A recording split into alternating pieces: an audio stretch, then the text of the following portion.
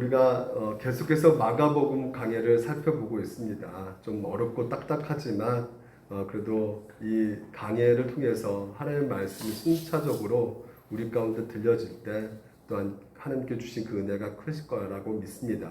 그래서 사모하는 마음으로 여러분 또한 하나님께서 직접 나에게 주신 말씀이라 생각하시면서 오늘 이 말씀을 들어보시기 바랍니다. 우리가 지난 시간의 내용들을 잠깐 생각해 보게 되면 예수님께서 이제 체포당하게 되죠. 다른 유다의 입맞춤을 통해서 그것이 신호가 되어서 군병들이 이제 예수님을 잡게 됩니다. 그래서 예수님을 잡아서 오늘 본문에 보게 되면 대제사장을 끌고 가는 것을 보게 됩니다. 53절을 보게 되면 이렇게 나와 있죠. 그들이 예수를 끌고 대제사장에게로 가니 대제사장과 장로들과 서기관들이 다 모이더라 이렇게 되어 있습니다. 그렇습니다. 예수님께서 지금 현재 재판을 받고 있는 것이에요. 예수님이 심판대에 서 계신 것입니다. 사복음서를 이렇게 보게 되면 전체적으로 지금 현재 일어난 시간이 바로 유월절 절기 때였습니다. 그러니까 보통 우리 시간대하고 이제는 보통 유대인들이 갖고 있는 시간대는 좀 다릅니다. 그들은 하루의 시작이 언제 시작하냐면 보통 이제 저녁 6시부터 이제 자정 6시부터 이렇게 하루의 첫 시간이 시작되는 것이에요. 우리는 아침 6시부터 시작되잖아요. 근데 그들은 좀 다릅니다. 그래서 이 목요일 날 저녁 6시에 지금 예수님이 이제 체포를 당하시고 목요일 저녁 6시에 체포를 당하시고 또 여러 가지 신문 과정을 이제 받게 되는데요. 여러분 우리가 보통 이 마가복음에 보게 되면 신문 과정이 두 번밖에 안 나와요. 대제사장 사내들의 공회에서 지금 이제 신문을 받게 되고요. 그리고 15절에 가면 이제 빌라도에게 또 신문을 받게 됩니다.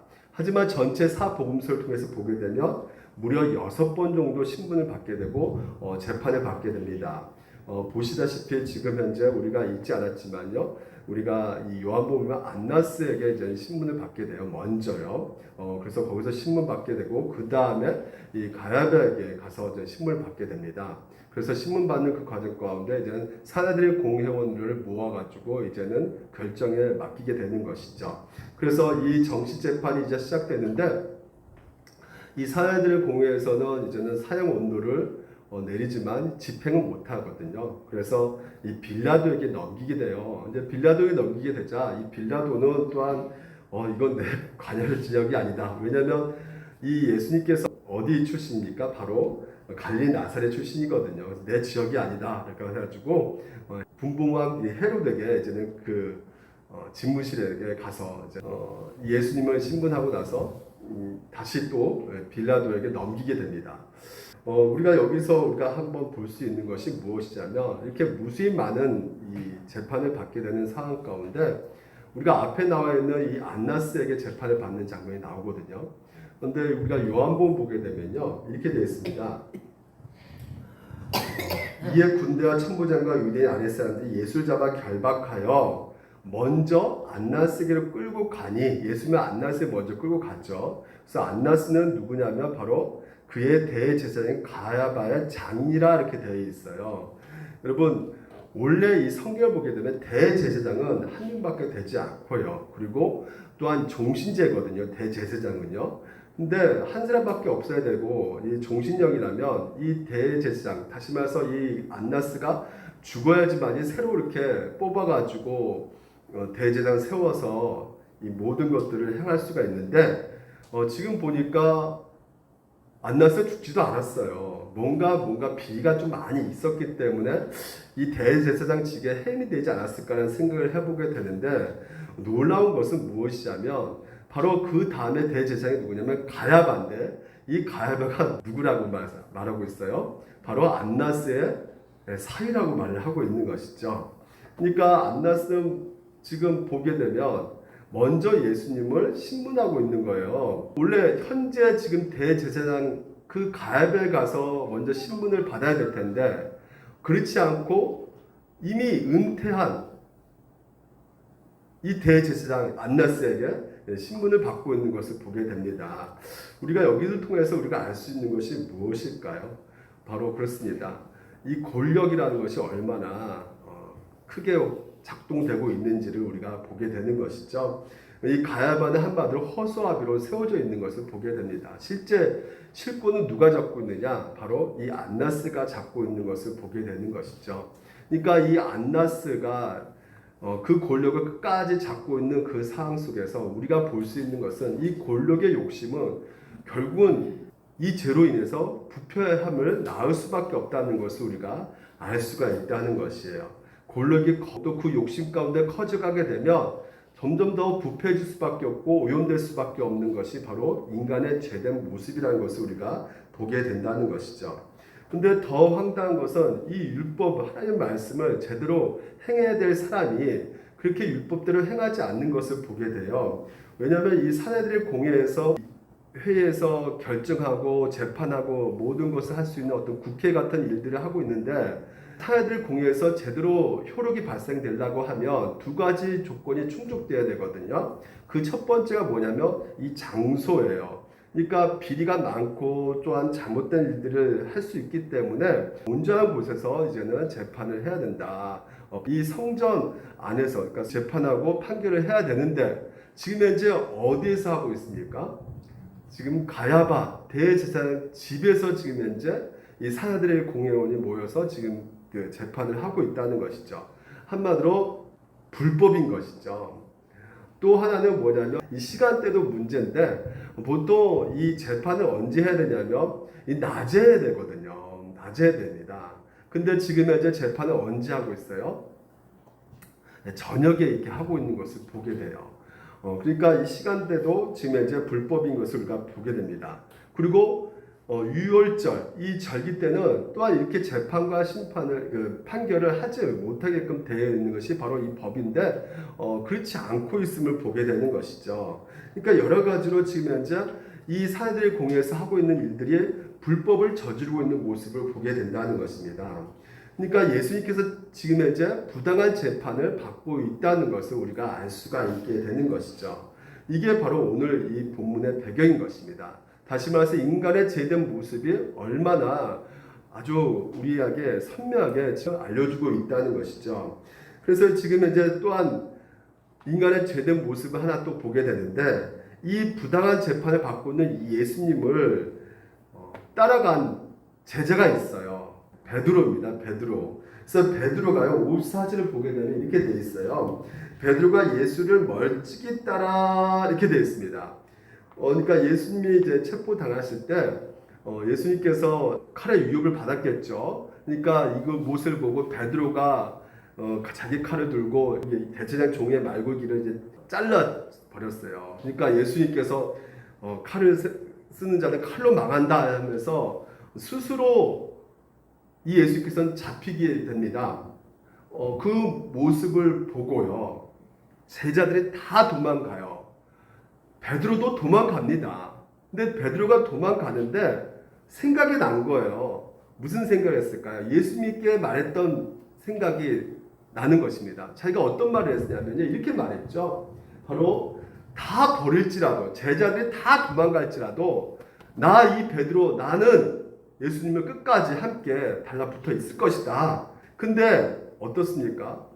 자기가 도망가고 있는 것을 보게 되는 것이죠. 그때 예수님께 했던 말이 생각난 것이에요. 그래서 이 베드로가 예수님을 따라가긴 따라가는데 어떻게 따라가고 있습니까? 멀찍이 따라가고 있는 것을 보게 된다는 것이죠. 그러니까 이 말이 멀찍이 이 말이요. 오늘 우리 가운데 아주 의미심장한 말이 되거든요. 왜 예수님을 따라가는데 멀찍이 따라가느냐? 이 말은 베드로가 곧 앞으로 우리 가운데 보여주는 모습이 예수님을 3번 부인하는 모습을 암시적으로 나타내고 있다는 것이에요. 예수님을 따라가는 자가 뭐예요? 제자잖아요. 그렇죠? 오늘 여러분이 다 예수 그리스도의 제자임을 믿으십니까? 그러면 여러분 제자이기 때문에 이런 질문을 한번 던져볼 필요가 있는 것이죠. 내가 예수님을 정말 잘 따라가고 있는가라는 것입니다. 정말 예수님을 따라가는데 바짝 붙어서 따라가고 있는 것인가? 아니면 멀찍이 떨어져서 따라가고 있는가라는 이 자기 자신을 점검해 볼 필요가 있다는 것입니다. 근데 예수님을 우리가 보통 이렇게 열심히 따라가기지만 실제로 우리의 삶 가운데 따라가다가 여러 가지 환경과 주변의 여건을 만나게 되면 스스로가 내가 예수님 따라가는 거 이거 진짜 제대로 간 거 맞는가? 내가 정말 이거 따라가봐야 뭐 소용이 있을까? 그러니까 기대하는 것 가운데 얻을 수가 없어가지고 실제로 예수님 따라가는 것을 아예 돌아서 버려가지고 내 길을 걸어가 버리는 일들이 속속히 발견하게 된다는 것이죠. 오늘 이 본문을 우리가 보았을 때 예수님이 따라가는 그런 마음이 어떤 마음으로 우리가 따라가야 될 것인가, 이것이 너무나 중요한 것입니다. 이 베드로도 지금 현재 예수님을 따라가는데요, 이 따라갔다는 것만으로도 예수님을 미워하진 않고 있는 거죠. 예수님을 거부하고 있지 않는 것이죠. 예수님을 그래도 어느 정도 이 따라갔다는 것은 사랑한다는 말이 포함되어 있는 것을 우리가 조금이라도 우리가 느낄 수가 있게 되는 것이에요. 많은 분들이 이렇게 생각해요. 예수님을 3번이나 부인했으니까 이 베드로는 정말 못된 인간이야. 우리가 베드로 같이 부인하지 맙시다. 예수님을 사랑해야 됩니다. 이렇게 우리가 설교도 많이 듣고 또한 우리가 그렇게 생각하는 경우가 많이 있지만, 멀찍이 따라갔다는 이 표현 가운데는 우리가 분명히 알아야 될 것은 무엇이냐면 아주 간단한 실처럼 이어지는 이 예수님 향한 사랑이 있음을 우리가 느끼셔야 된다는 것이죠. 하지만요, 이 베드로에게는 뭐가 있었냐면 두려움이 있었던 것이에요. 자기 안정상 이 문제가 있을 수 있겠구나라는 생각을 하고 있었던 것이죠. 그래서 적당한 거리를 두고 쫓아가고 있는 것입니다. 이 적당한 거리, 멀찍이 적당한 거리를 두어야지만 뭔가 문제가 생길 때 잽싸게 도망갈 수가 있기 때문에 어떤 정도 안전된 거리를 확보하고 있는 것입니다. 이 모습이 바로 우리의 모습이 아닌가라는 생각을 해보게 된다는 것이죠. 오늘 우리는 예수님을 따라가고 있는데 예수님과의 거리는 정말 어느 정도의 거리를 갖고 따라가고 있는지. 코로나 때문에 우리가 사회적 거리라는 것이 생겼어요. 그래서 우리가 사회적 거리 유지하는 것이 좋다고 생각하지만 사실상 여러분, 우리가 예수님과의 그 거리가 사회적 거리만큼 멀리 떨어져 있어야 되는 것인가? 결코 그렇지가 않죠. 우리가 신앙생활 가운데 내가 필요할 때는 예수님께 가까이 가고, 나에겐 정말 이제 더 이상 이거 예수님 믿다가 나 손해보겠다 생각되면 정말 멀찍이 떨어져 있고요. 그래서 예수님을 따르고 있지 않아서 여전히 내 마음 가운데 예수님에 대한 그 생각들이 어떤 마음을 내가 품고 있는지, 정말 내가 예수님을 사랑하고 있는지, 근데 예수님과의 관계의 거리는 멀리 떨어져 있는 내 자신을 보았을 때 내 신앙생활은 어떻게 정말 해야 될 것인지를 오늘 이 본문 말씀을 통해서 점검해 보시고, 또한 그렇게 예수님과의 그 영적 거리가 정말 더욱더 가까워지는 계기가 되었으면 좋겠습니다. 먼저 55절을 보게 되면요, 대제사장들과 온 공회가 예수를 죽이려고 그를 칠 증거를 찾았다고 합니다. 그러니까 결정적인 증거를 찾아야 되는데 나와요, 안 나와요? 안 나옵니다. 왜 안 나올까요? 민서가 왜 안 나올까? 결정적인 증거가? 그래. 네, 죄가 없었기 때문에 안 나온 거죠. 너무 쉬워요. 예수님은 죄가 없는 것이죠. 네, 죄가 없어요. 죄가 있어야 되는데 죄가 없기 때문에 결정적인 어떤 이 죄에 대한 어떤 증거가 나올 수가 없게 되는 것이죠. 만약에 예수님이 죄가 있다? 그러면 큰일 나는 것이죠. 왜냐하면 우리를 위해서 대속하셔야 되는데, 대속하기 위해서 결정적인 조건이 무엇입니까? 죄가 없으셔야 되는 것이죠. 그렇죠. 죄수가 죄수를 구원할 수가 없잖아요. 그렇습니다. 그러니까 의인이셔야 되는 것이에요. 그러니까 예수님은 죄가 없으신 분이신 거예요. 근데 지금 현재 이 사회들 공회가 예수님이 죄가 있는지 열심히 찾아봤지만 없는 거예요. 찾을 수 없는 것입니다. 그래서 일부러라도 어떤 수작을 피우냐면요, 56절에 이렇게 말하죠. 이는 예수를 쳐서 거짓 증언하는 자가 많으나 그 증언이 서로 일치하지 못함이라 이렇게 되어 있어요. 그러니까 거짓 증언하는 자를 계속해서 세웁니다. 그러니까 왜 세울 필요가 뭐가 있을까? 그냥 죽이면 되는 것이지. 근데 그럴 수가 없어요. 왜? 하나님의 율법에 이런 말씀이 있거든요. 신명기에 보게 되면 너는 그 악을 행한 남자나 여자를 너 손으로 끌어내고 그 남자나 여자를 돌로 쳐 죽이되, 돌로 쳐 죽이는데 그렇게 죽이는 것이 아니라 먼저 죽일 자를 2사람이나 3사람이나 증언으로 죽일 것이라는 것이에요. 그러니까 적어도 한 사람은 정도의 증언이 돼서는 안 되고 두세 사람 증언이 일치가 돼야 된다는 것이죠. 그래야지만 돌로 쳐 죽일 수가 있는 것이에요. 그러니까 그렇게 돌로 쳐 죽이려고 했는데 하기 위해서 돌로 쳐 죽이기 위해서 이 두 사람 증언자를 세워보니까 서로 말이 안 맞는 거예요. 일치가 안 되는 것이죠. 불일치가 되는 것이에요. 그러니까 증언의 어떤 증인들을 채택할 수가 없는 상황 가운데 있게 되는 것이죠. 그러니까 그것을 보여주고 있는 것이 58절에 보게 되면 우리가 그의 말을 들으니 손으로 지은 이 성전을 너가 헐고 손으로 짓지 아니한 다른 성전을 사흘 동안 지으라 하더라 하되, 지금 보니까 예수님이 이렇게 말을 했다는 것이에요. 내가 성전을 헐겠다. 이런 말을 누군가 들어가지고 저 예수가 성전을 헐겠다고 합니다. 근데 그 당시만 해도 유대인들에게 성전이 어떤 곳이에요? 자기 분시가 똑같은 것입니다. 자기와 똑같은 거예요. 성전은 한마디로 그들에게 있어서는 가장 소중하고 가장 가치 있는 것이죠. 성전은 바로 하나님 나라라고 생각했던 것이에요. 근데 그 성전을 헐라고 하니까 이들은 충격을 받을 수밖에 없는 것이야. 이거 완전히 이거 잿덩어리다. 이거 죄인이다. 이렇게 생각을 했던 것이죠. 근데 사실상 예수님께서 왜 성전을 헐라고 했을까요? 그 말의 뉘앙스 가운데 성전을 헐라는 것은 이스라엘 백성들이 유월절날 가서 보니까 이 성전 안에서 뭐 하고 있어요? 제사를 하고 있고 막 자기 그 장사를 하고 있는 거예요. 장사를. 그러니까 장사를 하는데 예수님께서 나와서 이제 제자도 나와서 예수님 보십시오. 이 돌들이 얼마나 화려하고 얼마나 멋있게 지었습니까? 이 성전 보십시오. 얼마나 하나님의 임재, 하나님이 이렇게 역사하고 계십니다. 이렇게 말했더니 예수님께서는 무슨 소리냐? 성전은 기도하는 만민의 집인데 지금 이 기도하는 집에 저렇게 자기 유익을 위해서, 자기 기득권을 위해서, 자기 먹고 살기 위해서 저렇게 장사를 하고 있는 저들, 아무리 제사를 진다 할지라도, 아무리 희생제물을 바친다 할지라도 그 성전의 기능이 제대로 되어 있지 않으면 하나님께서는 헐을 수밖에 없다라고 말을 하고 있는 것이죠. 그래서 사실상 요한복음을 보게 되면 예수님께서 내가 헌다고 말씀하지 않았거든요. 예수께서 대답하셨을 때 너희가 이 성전을 헐라 이렇게 말씀하셨어요. 그러니까 이게 말이 일치가 안 되는 거예요. 그러니까 증거를 잡으려 해도 잡을 수가 없는 것입니다. 일치가 돼야 되는데 왜 그렇다고요? 거짓말을 하니까 어떻게든지 끌어내리기 위해서 말도 안 되는 거짓말을 계속해서 동원해가지고 증인자로 세웠지만 이게 좀처럼 해결되지 않는 것이에요. 오늘 여러분 우리가 인간의 이 죄된 모습을 계속해서 이 마가는 우리 가운데 말해주고 있단 말이죠. 근데요 예수님께서요 61절을 보게 되면 60절에 대제사장 가운데 일어서서 예수께 물어 이르되 너는 아무 대답도 없느냐? 예수님께서 말을 하지 않으세요. 침묵하십니다. 적어도 저 같으면요 말했을 것 같아요.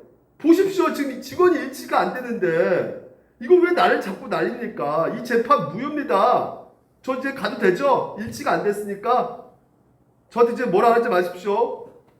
근데 이렇게 말을 해야 되는 예수님이 대답하지 않는 거예요. 그냥 침묵하시는 것입니다. 그러면 예수님께 힘이 없어서 침묵하셨을까요? 왜 말을 안 했을까요? 자기가 죄 없다고 말할 수도 있는데 왜 가만히 당황만 계실까요? 아무 대답도 아니하시거든. 그 이유는 하나님의 약속의 말씀이 이루어지기 위해서 예수님께서는 침묵하셨던 것이죠. 그럼 하나님께서 오늘 이 구약에서 어떤 말씀을 하셨냐면 이사야 선지자를 통해서 이렇게 말하고 있어요. 메시아가 올 텐데 메시아는 어떤 모습이냐? 바로 53장 7절에 그가 곤욕을 당하여 괴로울 때도 그의 입을 열었다 열지 않았다? 열지 아니했다는 것이에요. 얼마나 지금 예수님께서 곤욕스럽겠어요. 얼마나 진짜 지금 속상하겠어요. 말도 안 되는 진짜 모함에 걸려 잡혀가지고 얼마나 그 마음의 상처가 크겠어요. 근데 그럼에도 불구하고 이렇게 괴로울 때도 입을 열지 않았다는 것이에요. 누가요? 메시아가요. 그리고 마치 도사장을 끌고 가는 어린 양과 털 것 같은 자 앞에서 뭐 같다고요? 잠잠한 양같이 입을 열지 아니한다는 것이야. 양들은 도살장과도 입을 막 운매 막 하면서 막 나 안 죽을래 이렇게 하지 않는데요. 막 순순히 따라가서 이렇게 도살장에서 도살당한다고 말하는데 그렇게 아무 말도 안 한다는 것이죠. 메시아가요. 그래서 자 61절에 대제사장이 또 다시 물어요. 아무 말 안 하니까. 어떻게든 꼬투리 잡으려고. 이르되 너가 찬송받을 이의 아들 그리스도냐 이렇게 말하고 있어요. 여러분 찬송받을 이가 누굴까요? 바로 하나님이죠. 그러니까 유대인들은 하나님을 이렇게 부를 수가 없었어요. 왜냐하면 그 삼계명과 여호와 하나님을 망령되게 부르지 말라 그래가지고 이 하나님 이름을 부를 수가 없어요. 그들은요. 그래서 찬송받으신 이 네가 여호와 하나님 그 아들 맞냐? 그리스도냐? 이렇게 묻고 있는 것입니다. 거기에 대해서 자 예수님께서 이렇게 대답하죠. 이르시되 내가 뭐라고요? 그니라 이렇게 말하고 있어요. 자 내가 그다 찬송받으신 이의 그 아들의 그 그리스도다 이렇게 지금 현재 예수님께서 내가 그니라 하면서 대답하고 있습니다. 여러분 내가 그니라 이거 여러분 들어보셨죠? 우리가 출애굽기 공부할 때 말씀 살펴보면 3장 14절에 떨기나무 가운데 모세 앞에 예수님께 하나님께서 자기 이름을 말씀하실 때 나는 뭐라 그래요? 스스로 있는 자다. 내가 그지다. I am who I am. 나는 나다라는 것이죠. 그러니까 나는 스스로 있는 자라는 것이에요. 우리 하나님은 자존자라는 것이죠. 모든 종교나 철학이나 이렇게 보게 되면 원인을 찾습니다. 제1 원인을 찾게 되는 것이죠. 그러니까 창조의 세계는 반드시 그 결과물 가운데 뭐가 있어야 되면 원인이 있어야 되는 것이에요. 그러니까 예를 들면 저와 여러분도 그냥 뭐 하늘에서 뚝딱 생긴 것이 아니지 않습니까? 원인이 왜 여러분 우리가 생겼습니까? 우리 부모님이 원인이었죠. 우리 부모님들이 서로 만나서 서로 사랑해서 그 결과물이 바로 우리잖아요. 그렇죠? 그럼 우리 부모님은 원인은 어디예요? 그 부모님, 또 그 부모님 계속 가게 되면 올라가게 되면 제1 원인이 나오죠. 그 원인이 누굽니까? 바로 스스로 있는 존재란 말이죠. 그분이 하나님이시란 말이에요. 그러니까 나는 나다. 난 스스로 있는 자다. 하나님이 이렇게 말씀하고 계시는 것이죠. 근데 예수님께서 요한복음에서 보게 되면 동일하게 말씀하고 계세요. 에고 에이미 나도 그인이라 나도 나다 이렇게 말씀하세요. 그게 바로 요한복음을 보게 되면 한번 따라볼까요? 나는 생명의 떡이다. 나는 세상의 빛이다. 나는 양의 문이다. 나는 선한 목자다. 나는 부활이요 생명이다. 나는 길이요 진리요 생명이다. 나는 참 포도나무다. 다시 말해서 예수님께서 누구라는 것이에요? 하나님의 아들이라는 거죠. 하나님이시라는 것입니다. 예수님이 누구다? 하나님이심을 믿으셔야 됩니다. 예수님을 하나님 믿지 않으면 그건 믿는 것이 아니에요. 그래서 그분이 구세주라는 것이에요. 그래서 보십시오. 마가복음 아까 62절 보게 되면 예수께서 있을 때 내가 그니라 하면서 인자 걷는 자의 우편에 앉은 것과 하늘 구름을 타고 오는 것은 너희가 보리라 하시니 이 말은 다니엘서 7장 14절 말을 그대로 인용하고 있거든요. 그러니까 이것은 누구냐? 바로 심판자로 오신 분이 하나님이신데 그 심판자로 오신 분이 바로 예수 그리스도라는 것이에요. 그러니까 구약의 예언한 메시아가 바로 나다 맞다 라는 것입니다. 내가 바로 메시아다라는 것을 예수님께서 말하고 있는 것이에요. 장차 오실 보호자 우편에 앉아 계신 분, 그래서 보호자 우편에 앉아 계셔서 심판하실 분, 바로 예수 그리스도라는 것이죠. 근데 여기에 대해서 반응을 하는데, 자, 예수님의 메시아다, 예수님의 구원자다, 예수님의 아까 말한 세상의 빛이고 생명의 떡이고 길이요 진리요 부활이고 포도나무고, 오늘 우리 가운데 예수님께서 어떤 분이시라는 것을 분명하게 우리 가운데 알려주셨음에도 불구하고 그 사람의 반응은 두 가지로 일어날 수밖에 없는데, 예수님이 정말 그분이십니까? 그걸 믿게 된다면 그 자리에서 어떻게 해야 돼요? 바로 예수님이 하나님이시니까 거기서 무릎 꿇어야지. 바로 무릎 꿇고 경배해야 되고 하나님을 찬양해야 되죠. 근데 만약에 그 예수님이 메시아 구원자라고 믿지 않게 되면 어떻게 될까요? 너 신성 모독죄, 너 어떻게 네가 메시아야 하면서 어떻게 합니까? 대제사장은 예수님을 하나님을 믿지 않으니까 옷을 찢어버리고, 신성 모독하는 말을 너희가 들었도다, 공회원들 다 너희들 들었지? 자기가 하나님이래, 너희들 어떻게 생각하니? 물어봤더니 야, 완전 저거 사형에 쳐야 됩니다, 저거 인간. 그래서 그때부터 뚜둑이 패기 시작하는 겁니다. 얼굴 때리고 배 때리고 막 뚜둑이 패는 거예요, 막. 그래서 사형 집회, 원돈은 내지만 집행은 할 수 없죠. 그래서 빌라도에게 넘기는 것입니다. 그래서 빌라도에게 15장 1절에 새벽에 대제사장들이 즉시 장로과 서기관과 곧 공회와 더불어 의논하고 예수를 결박하여 끌고 가서 빌라도에게 넘겨줬다. 그래서 15장에서 이제는 두 번째 재판을 빌라도에게 받게 됩니다. 오늘 이게 오늘 본문 내용인 거예요. 자, 오늘 여기서 우리 가운데 여러분에게 질문을 다시 한번 던져보는데, 나는 예수를 어떻게 따르고 있는가? 그 거리가 어느 정도인가 한번 스스로 던져보시기 바랍니다. 베드로는 예수님을 어떻게 따랐다고요? 멀찍이 따르고 있다고 말씀하고 있죠. 멀찍이. 나 또한 예수님을 멀찍이 따라가고 있지 않는가? 그래서 여러분, 이 멀찍이 따라간다는 것은 결국은 우리 가운데 뭘 점검해 보라는 것이에요? 신앙생활을 점검해 보라는 것이죠. 멀찍이 따라간다는 것, 그러면 가까이 따라 붙은 것은 결국 무엇을 말하는 것이에요? 신앙생활을 오늘 내가 어떻게 하고 있는가를 보라는 것이죠. 그러면 내가 신앙생활이 좋다는 것은 예수님과 가까이 따라 붙은 것인데, 우리는 대부분 신앙생활이 좋다는 것을 뭐라 생각해요?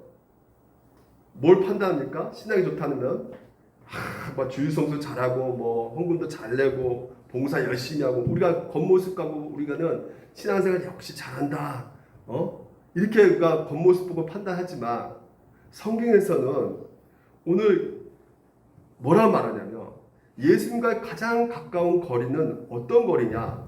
15장 10절에 볼게요. 나는 포도나무다 이렇게 말씀하시잖아요. 그리고 너희는 뭐라 그럽니까? 가지라는 것이에요. 그러니까 예수님과의 거리가, 영적 거리가 가장 멀찍이 하고 가장 가까이 하기 위해서는 그가 내 안에 내가 그 안에 거하면 사람의 열매를 많이 맺나니, 15장 7절에도 보면 너희가 내 안에 거하고 내 말이 뭐예요? 너희 안에 거하면 무엇인지 원하는 대로 구하라, 이렇게 말씀하고 있단 말이죠. 예수님이 오늘도 우리 안에 거하는 것인데, 그 예수님이 거하는 것은 결국 뭐예요? 예수님의 그 말씀, 복음, 그 말씀이 우리 가운데 거해야 된다는 것이죠. 예수님께서 오늘도 너희 나와 붙어 있을래? 그 말은 결국 예수님께서 오늘도 우리 가운데 함께 거하시는 그 연합, 오늘도 우리가 뭐라는 것이에요? 가지라는 것이에요. 예수는 포도나무고 우리가 가지라는, 딱 달라붙어 있는 것이란 말이죠. 가장 가까운 것이죠. 딱 달라붙어 있기 때문에. 그래서 뭘 구할 수밖에 없는 것이에요? 포도나무에게는 뭐가 나올 수밖에 없습니까? 포도나무, 포도 열매가 맺을 수밖에 없죠. 아니 포도나무에게 우리가 구한 것이 우리 사과 열매 좀 맺게 해주세요 하나님. 무화과 나무 열매 맺게 해주세요 하나님. 그러면 얻을 수 있겠습니까? 없단 말이에요. 그러니까 뭐라 그래요? 너희가 내 안에 거하고 내 말이 너희 안에 거하면 무엇인지 원하는 대로 구하라 이렇게 말하고 있어요. 포도나무는 오늘 여러분 우리가 포도나무 가지기 때문에 그 열매가 어떤 열매냐? 너희가 열매를 많이 맺으면 내 아버지께 영광을 받으실 것이요 너희는 내 제자가 되리라. 아버지께서 나를 사랑하신 것 같이 나도 너희를 사랑하였으니 나의 사랑 안에 거하라고 말씀하시면서 오늘 우리 가운데 보여주고 있는 그 열매를 구하라는 것은 결국 뭐예요? 성령의 열매란 말이에요. 내가 신앙생활 가운데 하나님과 예수 그리스도와 가까이 그 거리를 유지할 수 있는 것은 결국 무엇입니까? 우리가 이 성령의 열매를 맺는 것이란 말이에요. 하나님께서 여러분 가운데 그런 영적 거리를 유지하기 위해서 무난히 여러분 가운데 이 열매를 맺게끔 지금도 일하고 계신단 말이죠. 그러니까 주님과 나의 신앙 거리 좁혀가는 거 어떻게 해요? 성령의 열매. 너희가 내 안에 거하고 내 말이 너희 안에 거하라. 그래서 그 열매 가운데 사랑하고 희락하고 예수님 때문에 기뻐 화평하고 오래 참고 이런 것을 우리가 누리고 있다면 결국 우리는 뭐하고 있는 것입니까? 예수님과 거리가 멀찍이 있는 것이 아니라 포도나무 가지구나. 나는 그 믿음 가운데 다시 한번 또한 열매를 더욱더 맺으려고 우리가 몸부림치게 되는 것이죠. 할렐루야. 네. 그리고 또 두 번째는 예수님께서는요. 오늘도 여러분 우리 가운데 동일하게 묻고 있는 것이죠. 내가 그니라 할 때 우리는 지금 현재 이 사내들 공연처럼 야, 그 말도 안 되는 소리 하지 마라 저거 사형 내려버려 저거 완전 하나님 메시아도 아닌데 저거 헛소리 하네. 이렇게 반응하는가? 아니면 정말 이 예수님께서 여러분도 잘 알고 계시지만 이 사형 원도를 받는 그 상황 속에서 굳이 그런 말 할 필요도 없는데 그렇게 말했단 말이에요. 너 누구냐 할 때 나는 그니라 하면서 내가 하나님의 아들 그리스도라고 담대하게 말할 수 있었던 것은 우리 가운데도 그대로 종용될 수밖에 없는 것이에요. 내가 그니라 할 때 너희들 어떻게 반응할 것이냐? 만약에 여러분이 예수가 그리스도다 라고 믿고 있다면 가서 입맞춤 하게 되는 것이죠. 그리고 뭐라고 말할 수밖에 없어요. 네, 예수는 그리스도십니다. 하나님의 아들이십니다 라고 고백하는 것이죠. 오늘 여러분 우리 신앙생활은 바로 거기에 있는 것입니다. 예수님과 거리가 좁혀 있는 것은 다른 것이 아니에요. 우리 신앙 고백에 있단 말이에요. 예수가 누구냐? 누가 물어봐도 예수는 하나님의 아들이십니다. 여러분 고백하셔야 된다는 것이죠. 그게 바로 그리스도인이라는 말이에요. 그리스도는 다른 게 아닙니다. 예수가 누구냐 할 때 예수는 하나님의 아들이십니다. 지금도 살아계신 하나님이십니다. 생명의 떡이 되십니다. 빛이 되십니다. 길이요 진리요 생명이 되십니다. 라고 여러분 고백하시는 것이 바로 오늘도 예수님과 거리가 좁혀지는 그 관계 가운데 있는 것입니다. 마지막으로 세 번째는 이 복음서 전체를 통해서 예수님께서 너무나 아이러니하게도요. 병 고칠 때 그리고 귀신 쫓아낼 때 사람들이 막 오잖아요. 그때 다 비밀로 해요. 말하지 마. 심지어 베드로에게도 나 그리스도로 말하지 마. 이렇게 말씀하신단 말이죠. 아니 그렇게 기적 베풀 때 좀 신기한 일들을 일으킬 때 내가 메시아 이렇게 말하면 오지 좋겠어요? 근데 하필이면 이때는 숨기지 않고 자기 이것을 말을 한단 말이죠. 자기 존재에 대해서, 자기 정체에 대해서, 그리스도 정체에 대해서. 아니 이럴 때 말을 한단 말이죠. 기적 일으킬 때 말하지 않고요. 이럴 때 어떤 때요? 예수님께서 아무런 힘이 없을 때, 아무런 지금 뭐 영향력도 없고 어떤 권세도 없고 지금 옷이 벗겨져가지고 때로 맞고 막 지금 이제 붙잡혀가지고 힘과 권리를 완전히 잃어버렸을 때 가망에 아무것도 없을 때 내가 그다 라고 말을 하고 있단 말이죠. 예수님의 하나님이시다 이 개념 가운데 초월성이 담겨져 있잖아요. 우리는 이 하나님의 그 초월성에 대해서 어떻게 생각하냐면 강력하고 위대하고 뭔가 좀 신체가 어떤 능력, 강력한 파워, 어떤 진짜 뭐 위대함, 엄청난 위대함을 우리가 생각하는 경우가 많이 있는데, 단순히 우리가 기대하는 것이 그걸로만 생각한다면 우리는 베드로처럼 될 수밖에 없을 거예요. 초월의 개념 가운데는요, 오늘 예수님께서 우리에게 보여주신 것은 무엇이냐면 바로 하나님이 어떤 모습인가, 강력함, 뭐 어떤 위대함, 초월적인 것, 이런 것들 우리 가운데 선입관을 갖고 있지만 실제로 예수님께서는 오늘 내가 그다 라고 그 고백 가운데 오늘 우리에게 있어서 정말 갖고 있는 어떤 하나님에 대한 그 강력함, 위대함, 어떤, 그래서 나의 욕망을 투영하고 나의 욕심이 좀 투영되어지는 그런 메시아에 대한 생각에 대해서 오늘도 우리에게 내려놓게끔 예수님께서 어디 지금 현재 자리에 계시는 것이에요? 고통받는 자리, 낮은 자리, 핍박받는 자리, 전혀 오늘도 우리 욕망에 투영될 수 없는 예수님의 그 자체만으로도 하나님의 아들이십니다라는 그 고백 가운데 우리가 오해하지 못하도록 어떤 강력함을 추구해가지고 그 내 욕망을 이루려고 하는 그런 것이 전혀 투사되지 않는 그 상황 속에서 내가 그니라 라고 예수님께서는 말씀하고 계신다는 것이죠. 그래서 예수님께서 인간이 겪을 수 있는 가장 밑바닥까지 내려가셔서 예수님은 하나님의 아드심을 선포하고 있는 것입니다. 오늘 인간의 밑바닥까지 내려가신 그 예수 그리스도가 우리 가운데 보여주고 계시는 것은 우리가 겪고 있는 고독, 우리가 겪고 있는 슬픔, 우리가 겪고 있는 아픔, 우리가 겪고 있는 상처, 그 모든 것들로 우리가 발생되어지고 있는 이 문제들이 하나님께서는 예수 그리스도를 통해서 그 밑바닥, 그 피고 속에 딱 자리에 두게 하셔가지고 우리가 느낄 수 있는 그 모든 것을 다 품을 수 있게끔 그 사랑과 자비를 우리 가운데 나타내주고 있는 것이죠.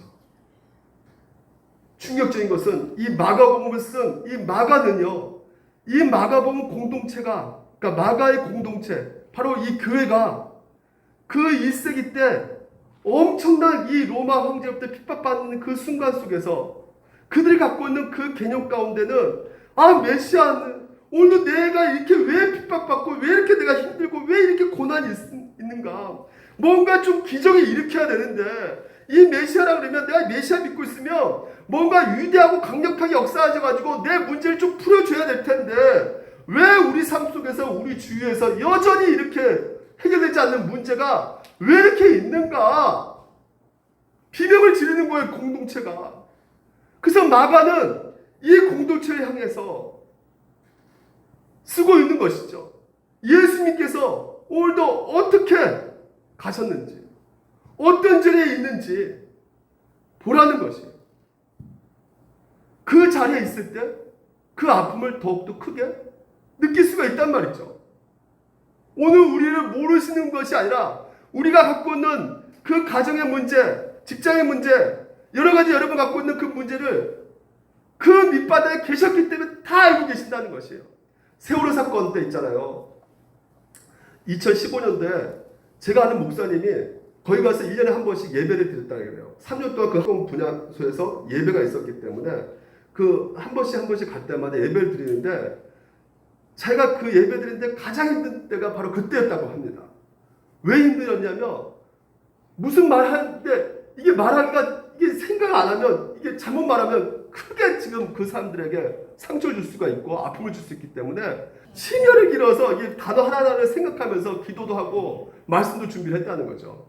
근데 거기 있는 현장 가운데 이 하나님의 말씀을 이렇게 선포하잖아요. 이 마태복음 2장 28절 이 말씀을 한마디 선포하는데 세상에 거기 있는 그 모든 자녀들은 유가족들이 다 울었다는 거예요. 이게 느껴지니까 그 아픔, 자식이 있는 아픔이 느껴지니까 이 말씀, 이거 별다른 말씀 이 한마디 했는데 오늘 이 마가복음도 누구를 위해 쓰여졌느냐? 그 고통받고 있는, 그 아픔 갖고 있는 체감 되는 거예요.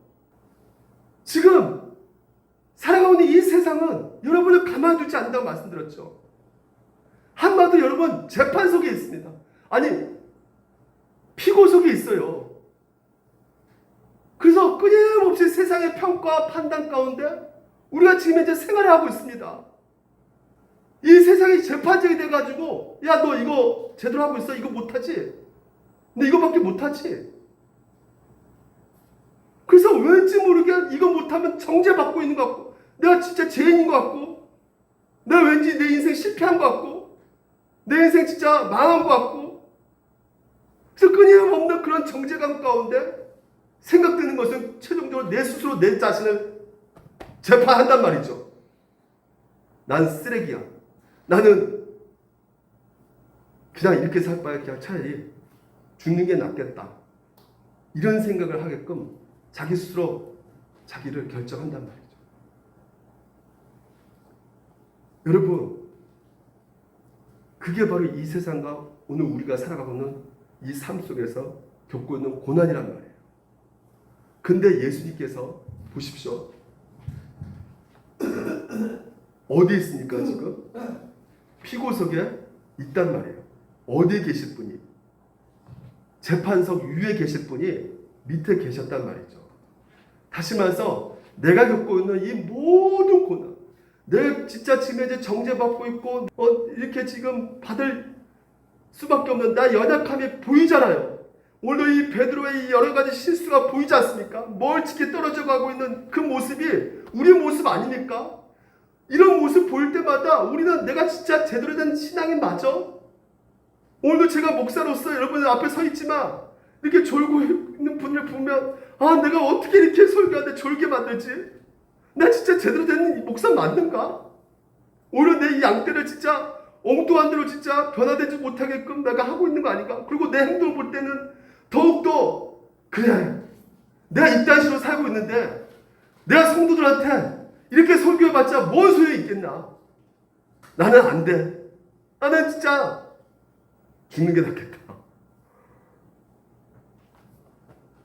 그 정도까지 가지 않지만 진짜 큰 자괴감과 절망감에 빠진단 말이죠. 근데 그 자리에 그 피고석 자리에 우리가 앉을 자리에 누가 대신 다 받으셨어요? 예수 그리스도께서 다 받으셨다는 것이죠. 내가 정죄를 왜요? 그분이 포도나무고 우리가 가지니까. 그분께서 대신 우리 대신 다 받으셨단 말이에요. 내가 받아야 할 정죄를 그분께서 다 받으셨습니다. 출애굽기 17장에 가보게 되면요. 이 말씀할게요. 내가 호렙산에 있는 그 반석 위에 거기서 내 앞에 서리니. 자, 모세 보고 온마불패하고 있는 그 이스라엘 백성 야 반석 쳐라 그냥. 반석을 치라는데 그 반석이 그 히브리 뜻이 무엇이냐면 재판석이에요. 재판석. 이 반석이 재판석이에요. 그러니까 하나님께서 그 돌 위에 내가 있겠다는 거예요. 재판석 거기에 내가 있겠다는 거예요. 그래서 거기를 치라는 것이죠. 다시 말해서 정죄를 하나님께서 받겠다는 거예요. 그래가지고 어떻게 거기서 뭐가 나와요? 생명수가 흘러나온다는 것이죠. 오늘 여러분 우리가 당해야 될 그 죄, 오늘 내가 받을 그 정죄 예수님께서 다 받으셨다는 것을 믿으시기 바랍니다. 그래서 우리의 모두가 정죄를 받아야 될 마땅하지만 하나님께서 모든 것을 받게끔 예수 그리스도를 통해서 하셨기 때문에 우리를 어떻게 해요? 이제는 우리가 사랑받을 수 있는 자가 되었고 의롭게 여김받는 자가 되었다는 것을 여러분들 믿으시기 바랍니다. 한 주 동안 여러분 많은 사람들한테 평가받았을 거예요. 판단 받으셨을 거예요. 우리 또한 상대방을 평가하셨고 판단했을 거예요. 재판석에 우리가 서 있었을 것입니다. 그럴 때마다 받은 재판의 결과는 나는 진짜 죽어도 싸다. 나는 이렇게 충분히 이렇게 돼도 뭐라 할 수가 없어. 나는 끈적났어. 슬퍼지는 그 상황 속에서 오늘 예수 그리스도께서 여러분이 받을 그 재판을 다 받으셨기 때문에 그 재판석에서 그 형벌, 주먹치고 침뱉고 이 모든 것들을 예수님께서 다 받으셨기 때문에 나는 죽어도 싸. 스스로 그 판단을 하지 마시고 예수님께서 이전 여러분 가운데 판결하신 그 판결의 문을 여러분이 들으시기 바랍니다. 그게 뭘까요? 너는 이제 살아도 돼. 아멘? 예수님께서 다 받으셨다는 것을 믿으시고요. 그래서 내가 받은 그 고통, 고난, 슬픔, 아픔, 상처 예수님께서 다 받으셨다는 거. 그렇기 때문에 너는 이제는 자유의 몸이다. 너는 마음껏 날아라. 오늘도 누리라고 말씀하고 계시는 것입니다. 이 하나님의 말씀을 여러분 가운데 믿을 때 진정한 그 신앙의 거리, 영적 거리가 가까워짐을 여러분들이 느끼게 될 것입니다. 하나님께서는 이미 우리가 받을 그 모든 판결을 다 받으셨어요. 이제는 여러분은 하나님께서 너는 사랑만 받으면 돼. 말씀하십니다.